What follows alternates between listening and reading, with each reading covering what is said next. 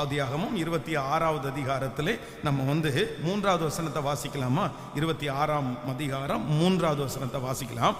இந்த தேசத்திலே வாசம் பண்ணு, நான் உன்னோடே கூட இருந்து உன்னை ஆசீர்வதிப்பேன், நான் உனக்கும் உன் சன்னதிக்கும் இந்த தேசங்கள் யாவையும் தந்து உன் தகப்பனாகிய ஆபிரகாமுக்கு நான் இட்ட ஆணையை நிறைவேற்றுவேன். நீங்கள் அப்படியே 2வது வசனத்திலிருந்து வாசிக்கலாமே. 2வது, கர்த்தர் அவனுக்கு தரிசனமாகி, நீ எகிப்திற்கு போகாமல் நான் உனக்கு சொல்லும் தேசத்திலே குடியிரு, இந்த தேசத்திலே வாசம் பண்ணு, நான் உன்னோடு இருந்து உன்னை ஆசீர்வதிப்பேன், நான் உனக்கும் உன் சன்னதிக்கும் இந்த தேசங்கள் யாவையும் தந்து உன் தகப்பனாகிய ஆபிரகாமுக்கு நான் இட்ட ஆணையை நிறைவேற்றுவேன். கவனிங்கள் ஆண்டவருடைய பிள்ளைகளே, ஈசாக்குனுடைய வாழ்க்கைக்கு வரப்போறோம். இந்த ஈசாக்கை பார்த்து ஆண்டவர் உங்களோடு கூட இருக்கிறார் என்கிறதை கண்டோம் அப்படின்னு வந்து அவனுக்கு எதிரியானவர்கள் சொல்லுகிறார்கள். கர்த்தர் உன்னோடு கூட இருக்கிறதை கண்டோம் அப்படின்னு. அப்போ இவனோடு கூட கர்த்தர் இருக்கிறதை காண்பதற்கு மிக அவசியமான ஒன்று இந்த இடத்துல என்ன நடக்குது அப்படின்னா, ஆண்டவர் ஈசாக்கை பார்த்து சொல்றாரு, நீ இந்த இடத்தை விட்டு நீ என்ன பண்ணாத, போகாத, நீ இங்கே தரித்திரு. பொதுவாக வந்து பாத்தீங்கன்னா முன்னாடி காலங்களில் வந்து நிறைய பஞ்சங்கள் உண்டானது. இந்த பஞ்ச காலம் நம்ம வந்து கடைசியில் வந்து பார்த்தீங்கன்னா அந்த ராம்நாடு டிஸ்ட்ரிக்டில் பார்த்தீங்கன்னா பல ஆண்டுகளுக்கு முன்பாக ஒரு 50-60 வருஷத்துக்கு முன்னாடி பார்த்தீங்கன்னா ஒரு பெரிய பஞ்சம் வந்துச்சு. அப்போ அந்த பஞ்சத்திலிருந்து நிறைய பேர் கோயம்புத்தூர், நிறைய பேர் சென்னை அப்படின்ற இடத்துக்கெல்லாம் வந்தாங்க. இப்போ பார்த்தீங்கன்னா இந்த இலங்கையில் கூட பஞ்சங்கள் வரும்போது ஜனங்கள் வந்து அந்த தேசத்தை விட்டு வெளியே போகிறதுக்கு நிறைய முயற்சி எடுத்தார்கள். சரி, அதெல்லாம் உங்களுக்கு விட்டுருங்க. இப்போ கடந்த நாட்களில் வந்து இந்த கொரோனா வந்துச்சு பாருங்களேன். இந்த கொரோனா வரும்போது நிறைய பேருக்கு அந்த பண பற்றாக்குறை, அந்த பஞ்சம் மாதிரி வந்த உடனே எல்லாருமே அவர்களுடைய ஊருக்கு திரும்பிட்டாங்க. அங்க பெங்களூரு, இன்னும் பெரிய பெரிய மும்பை, இன்னும் வெளியே நிறைய இடங்களில் இருக்கிறவர்கள் அங்கிருந்து எல்லாத்தையும் விட்டுட்டு பார்த்தீங்கன்னா அவர்களுடைய விவசாய பூமிக்கு வந்தாங்க. விவசாய பூமிக்கு வந்து ஒரு வாழை ஷெட்டு போட்டுட்டு அங்கேயே விவசாயம் பண்ணி அங்கேயே படுத்து தூங்கினவங்க நிறைய பேர் இருக்காங்க இந்த கொரோனா டைம்ல. அப்போ ஒரு பஞ்சகாலம், ஒரு கஷ்ட காலம் வரும்போது ஜனங்கள் எல்லாரும் தங்களுடைய சொந்த ஊருக்கு இல்லைன்னா எந்த இடத்துல ஆகாரம் கிடைக்குமோ அந்த இடத்திற்கு போவது வழக்கம். அப்போ முன்னாடி காலங்கள்ல எல்லாம் எதுல பஞ்ச காலத்துல எங்க சாப்பாடு உண்டா இருந்துச்சுன்னா இந்த எகிப்து தேசத்துல மட்டும் எப்பவும் சாப்பாடு கிடைச்சிடும். நீங்கள் வந்து எகிப்தினுடைய அந்த ராஜா, நீங்க யோசேப்பு போனதுக்கு அப்புறம் ஒரு பஞ்சகாலம் வரும் பாருங்களேன். அப்பொழுது யாக்கோபும் அவனுடைய பிள்ளைகள் எல்லாரும் 70 பேர் வந்து எகிப்திற்கு போவாங்க பஞ்சத்திற்கு, தங்களுக்கு ஆகாரம் கிடைப்பதற்காக. அப்போ ஆபிரகாம் பாத்தீங்கன்னா தன்னுடைய வாழ்க்கையில ஒரு நஷ்டம் வரும்போது அவன் வந்து ஸ்ட்ரெயிட்டா சாப்பிட்றதுக்கு எகிப்திற்கு போறான். அப்போ இந்த இடத்துலயும் இந்த ஈசாக்குக்கு வந்து தன்னுடைய வாழ்க்கையில ஒரு கஷ்டம் வரும்போது, சரி இந்த இடத்துல நம்ம இருக்க வேண்டாம், நம்ம வந்து அந்த எகிப்திற்கு போவோம் அப்படின்னு சொல்லும் போது ஆண்டவர் வாக்கு கொடுக்கிறார், இல்ல நீ என்ன பண்ண அப்படின்னா, நீ போகாத, இங்கேயே நீ என்ன பண்ணு, தரித்திரு, நான் உன்னை இங்கேயே ஆசீர்வதிப்பேன். ஒரு தேவனுடைய பிள்ளை ரொம்ப கவனமா இருக்க வேண்டியது என்ன அப்படின்னா, சில இடங்களை விட்டு வந்து நீங்க அவ்வளவு சீக்கிரமா நீங்க போயிடவே கூடாது. நஷ்டம் வர்றதை பார்த்து, சோதனை வர்றதை பார்த்து, கஷ்டங்களை பார்த்து, இல்லைன்னா அவமானங்களை பார்த்து, நமக்கு ஒரு பொதுவாக வந்து பிசாசானவன் வந்து ஒரு இடத்திலிருந்து இன்னொரு இடத்துல உங்களை அங்கிருந்து பறிக்கிறதற்கு, அங்கிருந்து பிடுங்குவதற்கு ரொம்ப முயற்சி எடுப்பான். உங்கள்கிட்ட பேசிட்டே இருப்பான், உங்களை கஷ்டப்படுத்திட்டே இருப்பான். நீங்க அங்க இருக்கக்கூடாது. அது வந்து குடும்பமா இருக்கலாம், வேலை ஸ்தலமா இருக்கலாம், ஊழியமா இருக்கலாம். ஆனா நீங்க ரொம்ப கவனமா இருக்க வேண்டியது என்னன்னா, சில இடங்களிலே ஆண்டவர் உங்களை அமர பண்ணும் போது அந்த இடத்துல நீங்க என்ன பண்ணணும்னா, எவ்வளவு சோதனையானாலும் நீங்கள் சகித்து இருப்பீர்களே ஆனால் ஆண்டவர் உங்களை ஆசீர்வதிக்காம விடவே மாட்டார். எத்தனை பேர் ஆமோதிக்கிறீர்கள்? நீங்க இந்த வார்த்தையை வந்து எங்க வாசிக்க முடியும்னா, நீங்க ரூத்தின் புஸ்தகத்திலே வாசிச்சீங்கன்னா ரொம்ப ஆச்சரியமா இருக்கும். நீங்கள் ரூத்தின் புஸ்தகம் 1ஆம் அதிகாரத்தை எடுத்துக்கொள்ளலாமா?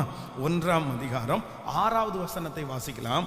ரூத்தின் புஸ்தகம் 1ஆம் அதிகாரத்திலே 6வது வசனத்தை வாசிக்க போகிறோம். கர்த்தர் தம்முடைய ஜனங்களை சந்தித்து அவர்களுக்கு ஆகாரம் அருளினார் என்று அவள் மோவாப் தேசத்திலே கேள்விப்பட்டு தன் மருமக்களோடே கூட மோவாப் தேசத்திலிருந்து திரும்பி வரும்படி எழுந்து. இன்னொரு விஷயம் கூட வாசிக்கலாமா?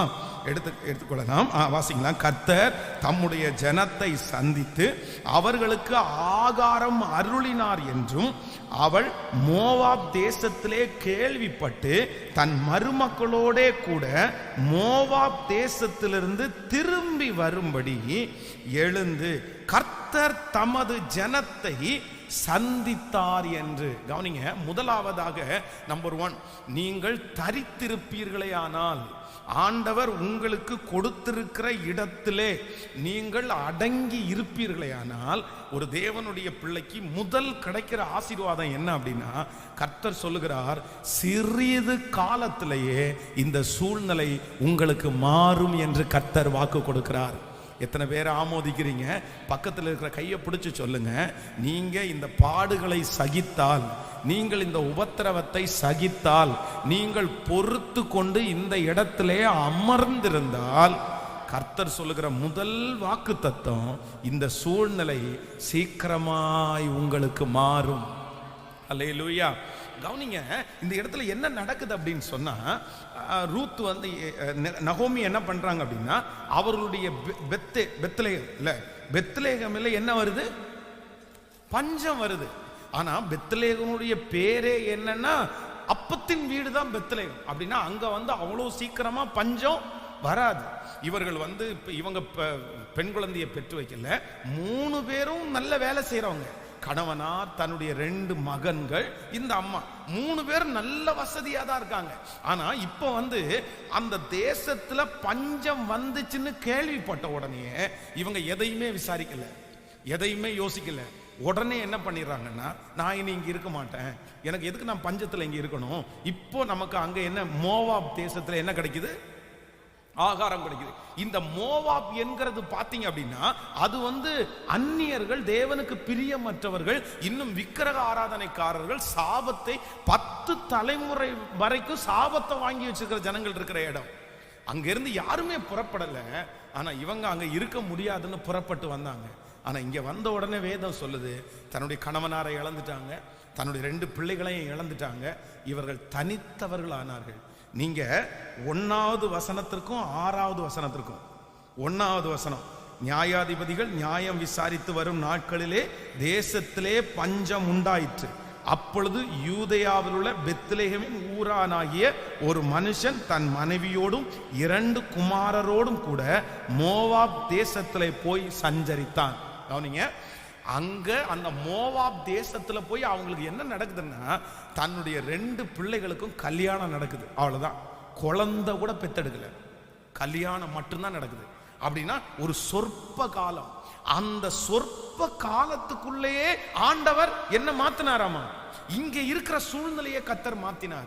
ஆண்டவருடைய பிள்ளைகளே, ஒருவேளை இந்த ஜெபத்துல இருக்கிற நீங்க வந்து, நான் இங்க தரித்திருக்க மாட்டேன், நான் இந்த இடத்துல உட்கார முடியாது, நான் இந்த இடத்துல எப்படி பாஸ்டர் உட்காருவேன், இன்னும் எத்தனை வருஷம், இன்னும் எத்தனை நாள், அவ்வளவுதான் என் ஆயுசு நாட்கள் முழுக்க இங்க முடிஞ்சு போயிரும் போல தெரியுது அப்படின்னு ஏதாவது ஒரு எண்ணம் இருக்குமானால், கர்த்தர் வாக்கு கொடுக்கிறார், இல்ல, சொற்ப காலத்திலே, கொஞ்ச நாளைக்குள்ளே, சில வருஷங்களுக்குள்ளே கர்த்தர் அந்த தேசத்தை, அப்பத்தின் வீட்டை நினைத்தது போல உங்களையும் கர்த்தர் நினைப்பார். உங்களை சுற்றி இருக்கிற சூழ்நிலை நிச்சயமாகவே மாறும், நிச்சயமாகவே மாறும். நீங்கள் தரித்திருந்தால் சீக்கிரமாகவே சூழ்நிலை மாறும். ஆமென் சொல்லுங்கள். ஆண்டவரிடத்துல கர்த்தருடைய பிள்ளைகள் கேளுங்க, ஆண்டவரே, நான் தரித்திருக்கக்கூடிய கிருபையை தாரும், நான் அமர்ந்திருக்கக்கூடிய கிருபையை தாரும். எனக்கு இந்த சூழ்நிலையே சரியில்லை, என்னை சுற்றி இருக்கிற எல்லா சூழ்நிலையும் எனக்கு எதிராக இருக்கு, நான் என்ன பண்றது? கர்த்தர் இன்னைக்கு வாக்கு கொடுக்கிறார், வெகு சீக்கிரத்திலே சூழ்நிலைகள் மாறும். ஆமேன் சொல்லுங்க. ஒரு 10 டைம் கையை உயர்த்தி அறிக்கை செய்யுங்க. வெகு சீக்கிரத்திலே சூழ்நிலைகளை கர்த்தர் மாற்றுவார். என் சூழ்நிலைகளை கர்த்தர் மாற்றுவார். என்னை கர்த்தர் நினைப்பார். என்னுடைய தேசத்தை கர்த்தர் நினைப்பார். என்னுடைய குடும்பத்தை கர்த்தர் நினைப்பார். சிறிது தூரத்திலே என் சூழ்நிலைகளை மாற்றுவதற்கு என் தேவன் வல்லவராய் இருக்கிறார். இன்னும் கொஞ்ச நாளைக்குள்ளே லீபனோன் ஆசீர்வதிக்கப்படும். அது அடர்ந்த காடாக மாறும். ஓ ஹல்லேலூயா. இன்னும் சிறிது காலம், இன்னும் சிறிது வருஷம், இன்னும் சிறிது நாட்கள் சோகத்தோட மன உடைவோட வந்திருக்கிற ஆண்டவருடைய பிள்ளையே, கர்த்தர் உங்களுக்காக தான் பேசுறாரு. உன்னைதான் கர்த்தர் தைரியப்படுத்துகிறாரு. மகனே, உன்னை கர்த்தர் தைரியப்படுத்துறாரு. மகளே, உன்னை கர்த்தர் தைரியப்படுத்துறாரு. மோசேக்கு அப்படிப்பட்ட ஒரு காலம் உண்டானால் உனக்கும் அப்படிப்பட்ட ஒரு சூழ்நிலை உண்டு. ஆனால் மோசேயை நினைத்த கர்த்தர் வாக்கு கொடுக்கிறார். உன்னையும் நான் நினைப்பேன் என்று கர்த்தர் வாக்கு கொடுக்கிறார். கரங்களை தட்டி, கரங்களை தட்டி ஹல்லேலூயா, ஹல்லேலூயா.